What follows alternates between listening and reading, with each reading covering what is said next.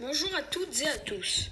Aujourd'hui, l'île 3 de la 4e 4 va vous présenter les différents outils de tranchage et techniques d'impression 3D. Cette présentation sera présentée par César Gilbert, Jack Socket, Andrea Benincasa, Christine Do, Justine Garnier et Fares Benabdallah. Le tranchage. Le tranchage est une étape dans l'impression 3D d'un objet. Un fichier numérique est découpé en tranches pour fournir toutes les informations nécessaires à l'impression à l'imprimante 3D. Magix est un logiciel de tranchage compatible avec des imprimantes à freitage laser ou à stéréolithographie et avec le système d'exploitation Windows. Avec ce logiciel, on peut gérer le découpage du fichier et visualiser la pièce 3D pendant l'impression. Voici le logiciel de tranchage Cura. Cura est un logiciel compatible avec de nombreuses imprimantes. Cela offre de multiples possibilités. Cura propose aussi une visualisation 3D de la pièce à imprimer, ce qui est très pratique. Cura est un logiciel très utilisé et réputé. Il est aussi totalement gratuit. Cura est très simple d'utilisation et a une prise en main très rapide. Replicator-G. Replicator-G est un logiciel de tranchage qui prend les données à partir d'un G-code ou d'un STL pour l'impression 3D. Comme logiciel de tranchage, il y a Matter Control 2.0. Il correspond parfaitement aux débutants.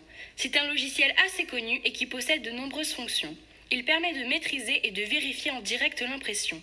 On a aussi un aperçu de la pièce 3D. De plus, nous pouvons personnaliser les supports. Ce logiciel passe de la conception du support jusqu'au découpage et à la maîtrise.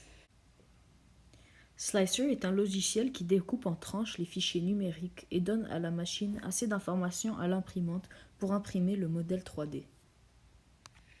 L'impression 3D est une technique de fabrication dite additive qui procède par ajout de matière. L'impression 3D permet de réaliser des objets usuels, des pièces détachées ou encore des prototypes destinés aux essais. Le point de départ est un fichier informatique représentant l'objet en 3 dimensions, décomposé en tranches. Ces informations sont envoyées à une imprimante 3D qui va réaliser la fabrication par ajout de couches successives. La stéréolithographie est la première technologie d'impression 3D apparue en 1986.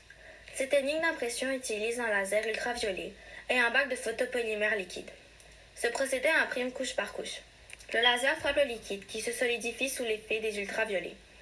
Un plateau immergé dans le bac supporte le matériau ainsi solidifié et descend pour passer d'une couche à la suivante. Une fois l'impression terminée, on faut rincer l'objet pour le débarrasser des restes de photopolymère avec un solvant. L'objet est ensuite passé au four pour le solidifier. Cette technique délivre des objets relativement fragiles. Je vais vous présenter la technologie PolyJet. La particularité de cette technologie est que les imprimantes qui l'utilisent possèdent plusieurs têtes d'impression. Elle peut donc imprimer en différentes matières et surtout en différentes couleurs, ce qui offre un nombre gigantesque de possibilités. Chaque embout dépose sur une plateforme en gel une matière dite photosensible, c'est-à-dire une matière qui est sensible au rayonnement lumineux, à la lumière.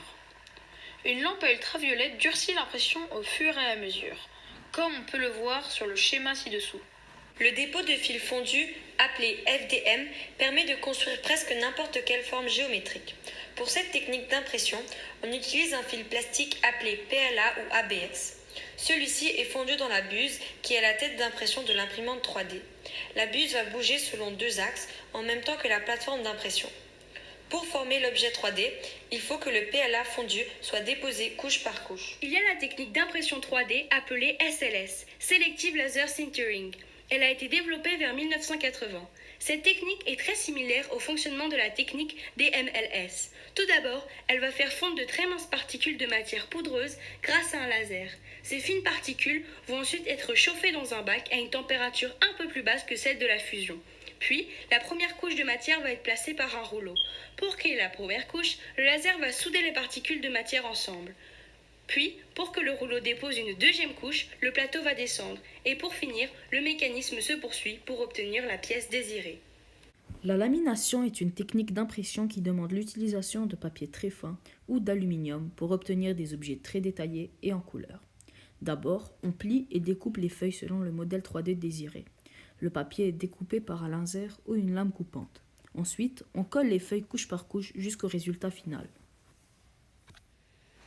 Nous pouvons en conclure qu'il existe toutes sortes de logiciels ou de techniques pour impression 3D. Plus nous avançons dans le temps, plus les logiciels obtiennent des fonctionnalités permettant d'être beaucoup plus précis dans la conception.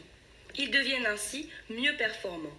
De nos jours, l'utilisateur a une grande panoplie de choix en termes de techniques ou de logiciels pour imprimer un simple objet en 3D.